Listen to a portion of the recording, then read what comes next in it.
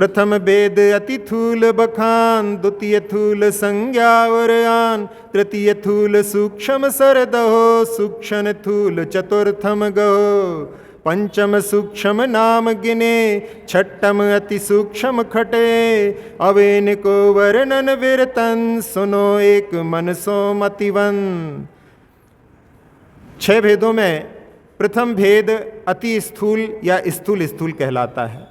दूसरा स्थूल नाम से अपने हृदय में धारण करो और तीसरे भेद को स्थूल और सूक्ष्म के रूप में श्रद्धान करो और चौथा भेद सूक्ष्म स्थूल ग्रहण करो। पांचवें का नाम सूक्ष्म ग्रहण करो और छठे का अति सूक्ष्म या सूक्ष्म सूक्ष्म, ये 6 भेद बतलाए हैं। अब इनका वर्णन या विस्तार हे मतिमान अपने मन से एकाग्रचित होकर के सुनो। खंड खंड कीने जे बन, फेर न मिले आप सो संग, माटी ईट काठ पाखान, इत्यादिक अति थूल बखान, छिन्न भिन्न हो फिर मिल जाए, ऐसे पुद्गल जे जगमाय, घृत अरु तेल जलादिक जान, ये सब थूल कहे भगवान। जिन इस कंद का खंड खंड करने पर भी जो आपस में फिर से मिलकर के संधि करके एक में एक नहीं होते, जैसे मिट्टी, ईंट, लकड़ी, पाषाण आदि, ये सारे अति स्थूल या स्थूल स्थूल कहलाते हैं। छिन्न भिन्न होकर के पुनः मिल जाते हैं, ऐसे पुद्गल जो जग में हैं, जैसे घी, तेल आदि जलादिक होते हैं, ये सब स्थूल भगवान ने कहे हैं। देखत लगे दृष्टि सो थूल, कर में गहे जाए नहीं मूल, धूप चांदनी आदि समास, जान थूल ते सूक्ष्म बस, आखन सो दिखे नहीं जे, चारों इंद्री गोचरते, विविध स्पर्श शब्द रसगन, सूक्ष्म तूल जानते बन। जो देखने में अपनी दृष्टि में स्थूल लगते हैं, लेकिन मुख्य रूप से हाथ में कभी भी पकड़ में नहीं आते, ऐसे धूप चांदनी आदि जितने भी पदार्थ हैं, उन सभी को स्थूल सूक्ष्म वस्तु जानो। आँखों से दिखलाई नहीं देते, लेकिन अपनी बाकी 4 इंद्रियों के माध्यम से उनका ज्ञान होता है। विविध प्रकार के स्पर्श, शब्द, रसगंध आदि, इनको सूक्ष्म स्थूल स्कंद के रूप में जानो। नाना भांति वर्ग न भिन्न, कारमान परमाणु पिंड, काहू इंद्री गोचर नाय, ते सूक्ष्म जिन शासन माय, कर्म वर्ग ना सो ही कहा, जो अति ही सूक्ष्म सरदा, दुनुक आदि परमाणु बन, सो सूक्ष्म सूक्ष्म सुन बन। नाना प्रकार के जो वर्गणाओं के स्कंद हैं, कारमण परमाणु का जो पिंड है, जो किसी के इंद्रियों के द्वारा नहीं जाना जाता, इनको सूक्ष्म जिन शासन के अंदर बतलाया है। कर्म वर्गणाएं जो अति ही सूक्ष्म होती हैं, उनका ऐसा श्रद्धान करो, और द्विअणुक आदि परमाणु बंध, इनके लिए सूक्ष्म सूक्ष्म स्कंद के रूप में कहा है, ऐसा सुनने के लिए कह रहे हैं। खट प्रकार पुद्गल ही बाय, मुख्य गौन सब में गुण थाय, इन्हीं सो निर्मापत लोग, और न दिखे दूजो थोग, शब्द बंद छाया तम जान, सूक्ष्म थूल भेद संठान, अरुदोत आत्म बहुबाय, यह 10 विद पुद्गल पर जाय। इस प्रकार से ये 6 प्रकार के पुद्गल होते हैं। इन सभी पुद्गलों में जो इनके गुण होते हैं, मुख्य और गौण रूप से सभी में पाए जाते हैं। इन्हीं से ये लोक निर्माण को प्राप्त हुआ है, और संसार में कोई दूसरा द्रव्य समूह में दिखलाई नहीं देता। शब्द, बंध, छाया, अंधकार, सूक्ष्म स्थूल, भेद, संस्थान, उद्योत, आतप, ये बहुत प्रकार के यहाँ पर जो बतलाए गए हैं, ये 10 प्रकार की पुद्गल की पर्यायें बतलाई हैं। जब जड़ जीव चले सत भाय, धर्म द्रव्य तब करे सहाय। जथा मीन को जल आधार, अपनी इच्छा करत बिहार। यों ही सहज करे थित सोय, तब अधर्म सहकारी होय। जो मग में पंथी को छाए, थिति कारण है बल सोनाई। जब पुद्गल और जीव अपने आप ही चलते हैं और धर्म द्रव्य तब उनमें चलने में सहायता करता है। इस प्रकार से जब मछली जल में आधार लेकर के अपनी इच्छा से विहार करती है, इसी प्रकार से सहज रूप से जब ये ही पुद्गल और जीव स्थित होते हैं, रुकते हैं, ठहरते हैं, तब अधर्म द्रव्य सहकारी होता है। जिस प्रकार से मार्ग में जब पंथी कोई राहगीर थक जाता है और छां लेना चाहता है, तो वो वहाँ पर छाया लेने के लिए पेड़ की छाया में चला जाता है और उसके ठहरने में वहाँ पर कोई जबरदस्ती इसको नहीं बिठालता। जो सब द्रव्यन को अवकाश, दे सदा सो द्रव्य आकाश। ताके भेद दोय जिन कहे, लोक अलोक नाम सर दहे। जह जीवादि पदार्थ वास, असंख्यात परदेश निवास। लोकाकाश कहावे सोय, परे अलोक अनंता होय। जो सभी द्रव्यों को अवकाश ठहरने में सहायक होता है, वह द्रव्य आकाश कहलाता है। इसके दो भेद जिनेंद्र भगवान ने कहे हैं, जो लोक और अलोक के नाम से इनका श्रद्धान करना चाहिए। जहाँ पर जीवादि पदार्थ निवास करते हैं, जो असंख्यात प्रदेश में निवास होता है, वह लोकाकाश कहलाता है। और इसके बाहर अनंत आकाश अलोक के रूप में जानो।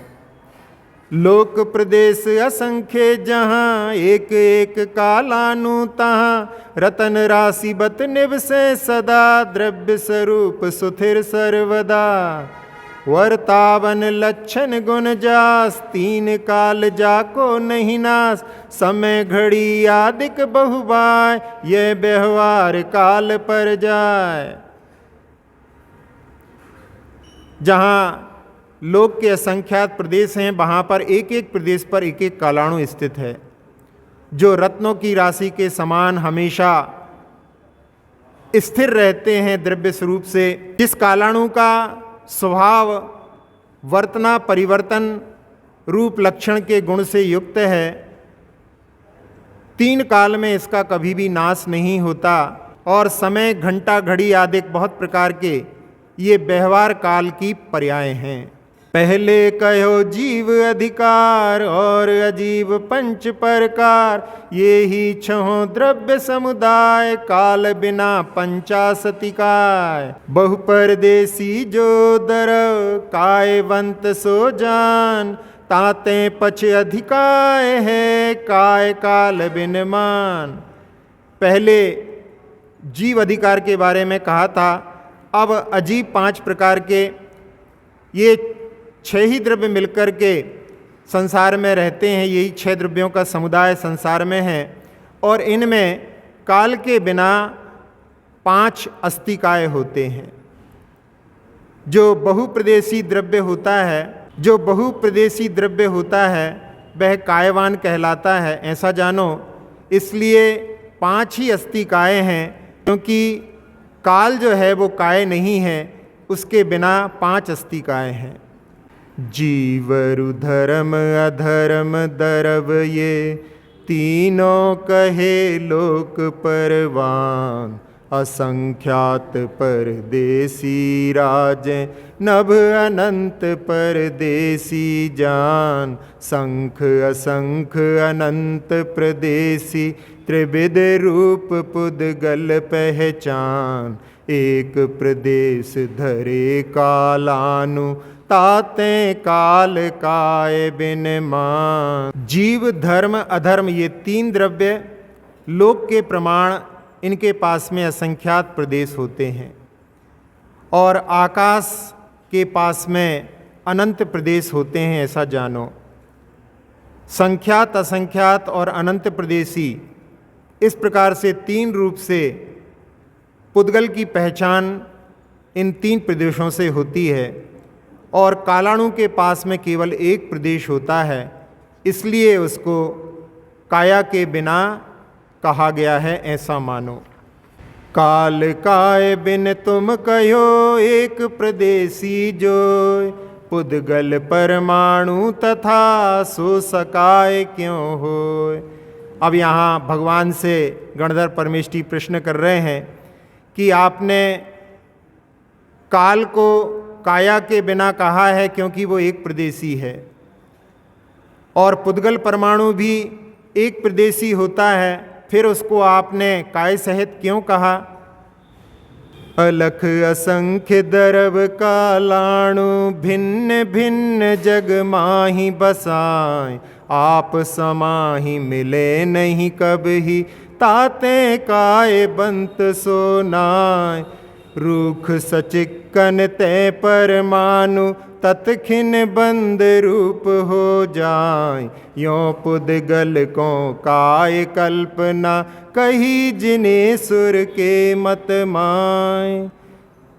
जो दिखता नहीं है, ऐसे असंख्यात जो द्रव्य हैं वे कालाणु भिन्न भिन्न इस जग में निवास करते हैं। ये आपस में कभी भी मिलते नहीं हैं, इसलिए इनको कायवान नहीं कहा है। और परमाणु जिसके पास में रूखा चिकना गुण होता है, उस गुण के कारण में वो तत्क्षण स्कंद रूप हो जाता है, इसलिए पुद्गल में काय की कल्पना जिनेश्वर के मत में इस प्रकार से कही है। जितने मान एक अभिभागी, परमाणु रोके आकाश, ताको नाव प्रदेश कहाबे, देय सर्व दरवन को बास। तहाँ एक कालानु निब से, धर्म अधर्म प्रदेश निवास। रहे अनंत प्रदेश जीव के, पुद्गल बंद लहे अवकाश। आकाश के जितने प्रदेश को एक परमाणु रोकता है, उसका नाम प्रदेश कहलाता है, और वो सभी द्रव्यों को अवकाश देने में समर्थ होता है। वहीं पर एक कालाणु भी निवास करता है, धर्म अधर्म के भी प्रदेशों का वहाँ पर निवास है, और उसी जगह पर अनंत निगोदिया जीव भी उस एक प्रदेश में वहाँ पर रह जाते हैं, और वहाँ पर पुद्गल का स्कंद भी वहाँ पर अवकाश ले लेता है। धर्म अधर्म काल अरुचेतन, चारों दरव अरूपी गाय। ताते एक आकाश देश में, प्रभु सबके परदेश समाय। मूरत बंत अनंते पुद्गल, ते उस नभ में क्यों कर माय। यह संशय समझाए कहो गुरु, दास होए हम पूछन आए। धर्म अधर्म काल और चेतन यानी जीव, ये चारों द्रव्य अरूपी बतलाए हैं, इसलिए उनका एक आकाश देश में प्रभु सबके प्रदेश समा जाते हैं, ये तो समझ में आता है। लेकिन जो मूर्तिक होते हैं, मूर्तिमान अनंत पुद्गल, वे उस नवमय आकाश में एक साथ में एक ही प्रदेश पर कैसे आ सकते हैं। यह संशय हमारे मन में उत्पन्न हुआ है, इसलिए आप हे गुरु समझाओ, और हम दास होकर के आपसे ये पूछने के लिए आए हैं। बहु प्रदीप प्रकाश जथा एक मंदिर विषय, लहे सहज अवकाश बाधा कछु उपजे नहीं।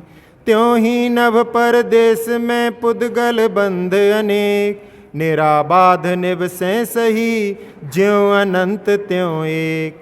बहुत सारे दीपक का प्रकाश जिस प्रकार से एक कक्ष कमरे में सहज रूप से अवकाश ले लेता है, वहाँ पर कुछ भी बाधा उत्पन्न नहीं होती, इसी प्रकार से आकाश के प्रदेश में पुद्गल के स्कंद भी अनेक निराबाद वहाँ पर निवास करते हैं। जहाँ पर एक प्रदेश है वहाँ पर अनंत परमाणु भी निवास कर लेते हैं। जो कर मन को आगमन आश्रव कहिए सोय, ताके भेद सिद्धांत में भावित दर्वित दोय। मिथ्या अविरति जोग कसाय और प्रमाद दशा दुखदाय, ये सब चेतन के परिणाम भावाश्रव इन्हीं को नाम। जो कर्मों का आना होता है वही आश्रव कहलाता है। इसी के भेद सिद्धांत में भाव आश्रव और द्रव्य आश्रव दो प्रकार से कहे हैं। मिथ्यात्व, अविरति, योग कषाय और प्रमाद की दशा ये दुख को देने वाली है। ये सभी जीव के परिणाम हैं और इन्हीं को भावाश्रव कहा जाता है। तिन्हीं भावन के अनुसार डिगवरती पुद्गल तिहीं बार, आबे कर्म भाव के जोग सोदर्वित आश्रव अमनोग। रागादिक परिणाम जिन सो चेतन बंधत है, तिन भावन को नाम भाव बंध जिनवर कयो। उन भावों के अनुसार जो निकटवर्ती पुद्गल होते हैं, उस समय जो कर्म उन भावों के योग से आते हैं वही द्रव्य आश्रव है, जो कि अमनोज्ञ है, अप्रशंसनीय है, क्योंकि वो संसार का कारण होता है। जो रागादिक परिणाम हैं जिनके कारण में चेतन कर्मों से बंधता है, उन भावों को ही भावबंध जिनवर ने कहा है। जो चेतन परदेश पे बैठे कर्म पुराण, नए कर्म तिन सो बंधे दरब बंद सो जान। आत्मा के प्रदेशों पर जो पुराने कर्म बैठे हुए हैं, नए कर्म उन्हीं से जाकर के बंध जाते हैं। इसी को द्रव्य बंध जानो। आश्रव अविरोधन हेत भाव सो जान भाव संबर स्वभाव। जो दर्वित आश्रव शुद्ध रूप सो होए दरव संवर स्वरूप। व्रत पंच समिति पांचों सुकर्म वर, तीन गुप्ति 10 भेद धर्म। 12 विद अनुप्रेक्षा विचार, 22 परिसय विजय सार। जिन भावों से आश्रव रुकता है उनको भाव संवर जानो, जो कि अच्छे भाव होते हैं। द्रव्य आश्रव का शुद्ध रूप है। जब कर्म वर्गणाएं कर्म रूप में परिणत नहीं होती, अपने शुद्ध रूप में रहती हैं, तब वह वहाँ पर द्रव्य संवर कहलाता है। 5 महाव्रत, 5 समितियाँ जो कि सत्प्रवृत्तियाँ होती हैं, श्रेष्ठ 3 गुप्तियाँ, 10 लक्षण धर्म या धर्म के 10 भेद, 12 प्रकार की अनुप्रेक्षाओं का विचार और 22 परिचयों पर विजय जो सारभूत हैं। उन्हीं 5 जात चारित अशेष, ये सर्व भाव संवर विशेष। इन सो कर्माश्रव रुके हेम, पर नाली के मुख डांट जैम। और 5 प्रकार का जो चारित्र समस्त इनको मिलाकर के ये सभी भाव संवर के ही भेद हैं। इनसे ही कर्माश्रव रुकता है। जैसे कि प्रणाली मोरी नाली होती है, उसमें जब डांट लगा देते हैं तो वहाँ पर जल आदि आना जैसे रुक जाता है। शुभ उपयोगी जीव के व्रत आदि का आचार, पापाश्रव विरोध को कारण है निर्धार। सुदोपयोगी साध जे तिनके ये आचार, पुण्य पाप दोन को संवर हेत विचार। जो शुभ उपयोगी जीव होते हैं उनके जो व्रत आदिक आचरण होते हैं वे पापाश्रव को रोकने के लिए कारण होते हैं, ऐसा निश्चित करो। और जो शुद्ध उपयोगी साधु होते हैं उनका जो आचरण होता है वो पाप पुण्य दोनों के ही संवर के लिए कारण होता है, ऐसा विचार करो। तब बल कर्म तथा त्रिपाद, जिन भावों रस दे खिर जात। तेई भाव भाव निर्जरा, संवर पूरव है शिव करा। बंधे कर्म छूटे जिस बार, दरव निर्जरा सो निर्धार। इह विधि जिन शासन में कयो, समकित बंत सांच सरदयो।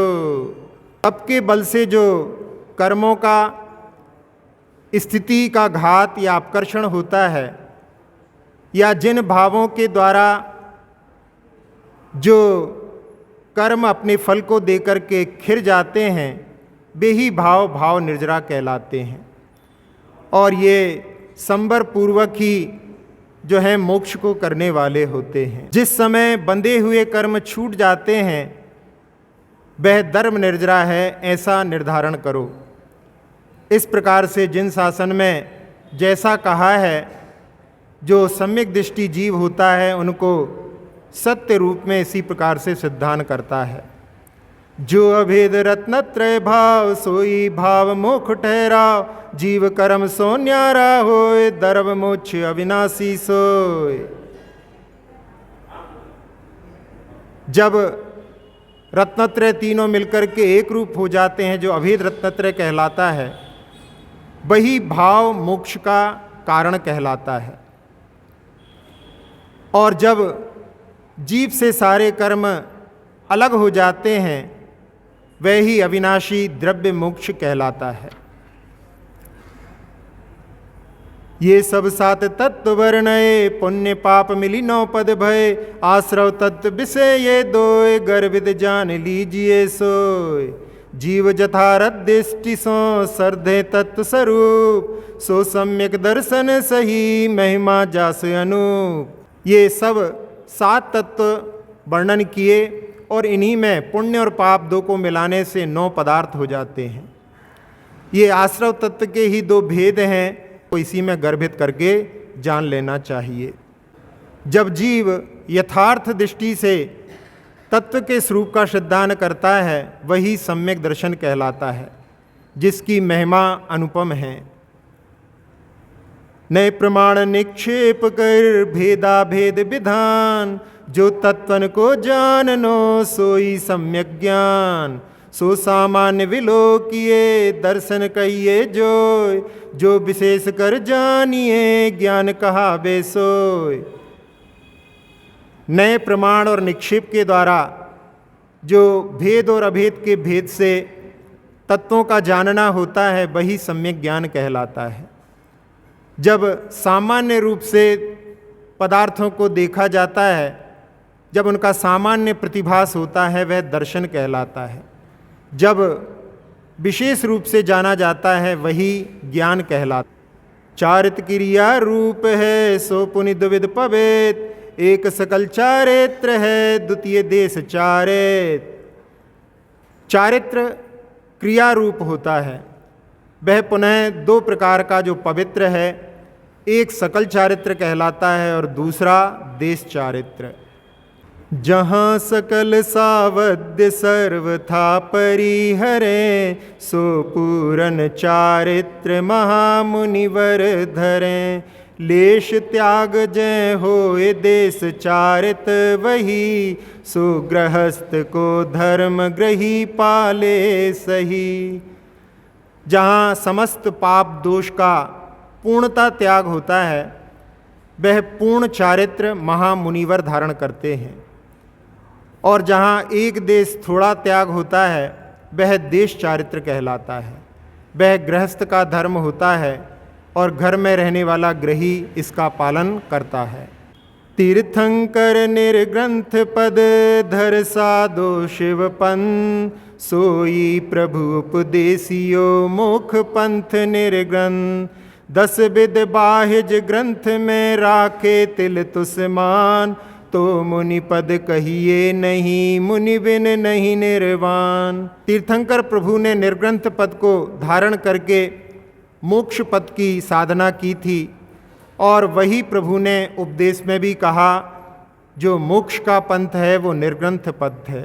10 प्रकार के जो बाह्य परिग्रह हैं, उनमें से कोई थोड़ा सा भी तिलतुस मात्र भी यदि रखता है, तो वह मुनि पद नहीं कहलाता, और मुनि पद के बिना कभी भी निर्वाण की प्राप्ति नहीं होती। जे जन परिग्रहवंत को माने मुक्ति निवास, ते कबहि ना मुकत लहें भ्रमे चतुर गति बास। क्रोधादिक जब ही करें बंधे कर्म तब आन, परिग्रह के संयोग सो बंध निरंतर जान। जो लोग परिग्रहवान को भी मुक्ति का आधार घर स्थान मानते हैं, वे कभी भी मुक्ति को प्राप्त नहीं करते, चारों गति रूपी संसार में ही भ्रमण करके निवास करते रहते हैं। जब जीव क्रोधादिक कषायें करता है उस समय में कर्म का बंध होता है, लेकिन जो परिग्रह के संयोग से तो निरंतर ही बंध होता रहता है, ऐसा जानना चाहिए। बंध अभावे मुक्ति है यह जाने सब लोग, बंध हेत बरते जहाँ मुक्ति कहाँ ते होय।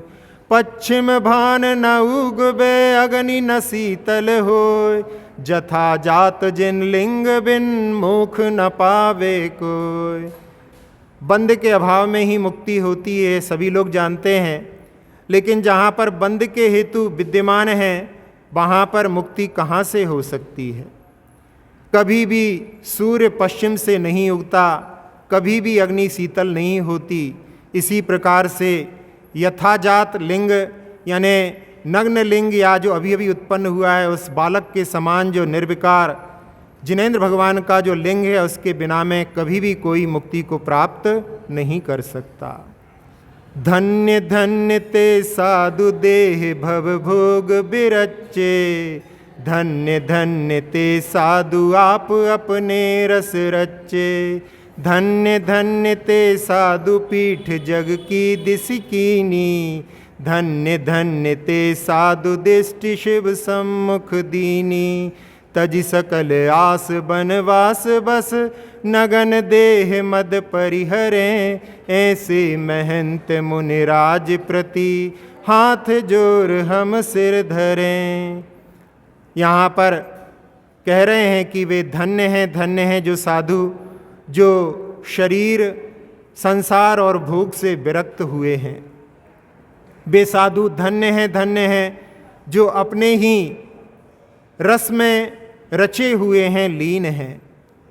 वे साधु धन्य हैं जिन्होंने संसार को पीठ दिखा दी है। धन्य हैं वे साधु, धन्य हैं जिन्होंने अपनी दृष्टि को मोक्ष के सम्मुख कर दी है, जिन्होंने समस्त इच्छाओं को छोड़ करके और जिन्होंने वनवास में वास लिया है, जो नग्न देह से युक्त हैं, सारे अहंकार मत को जिन्होंने छोड़ दिया है, ऐसे महान मुनिराज के प्रति हम अपने दोनों हाथों को जोड़ करके उनके चरणों में सिर रखते हैं। पंच महाव्रत दुद्धर धरें, सम्यक पांच समिति आदरें। तीन गुपति पालें यह कर्म, 13 विध चारित मुनि धर्म।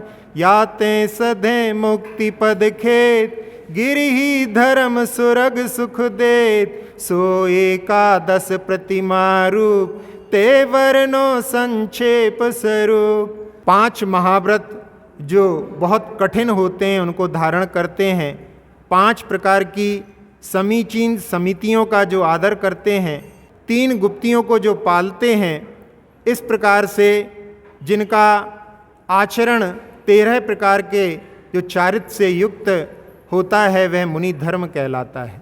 की साधना से मुक्ति की प्राप्ति होती है। जो गृहस्थ का धर्म होता है वो स्वर्ग का सुख देने वाला होता है, वह 11 प्रतिमा रूप होता है। अब उनका वर्णन संक्षेप रूप से यहाँ पर करते हैं। अक्षर पद मात्रा से दूषित वचन अगर ममहीन रहे, और प्रमाद कषाय के वश में सम्यक अर्थ विलीन किए। जिन वाणी माता मेरी उन सब त्रुटियों को क्षमा करें, दे आशीष शीघ्र हम सबको केवल लब्धि रमा मिले। प्राप्त हमें हो बोधि समाधि परिणामों की शुद्धि हो, निज आत्म उपलब्ध हमें हो, शाश्वत सुख की सिद्धि हो। चिंतित वस्तु दात्री माता, चिंतामणि उपमा भाती, करो वंदना पूर्ण विनय से, चरण रखूं मैं ये पाती।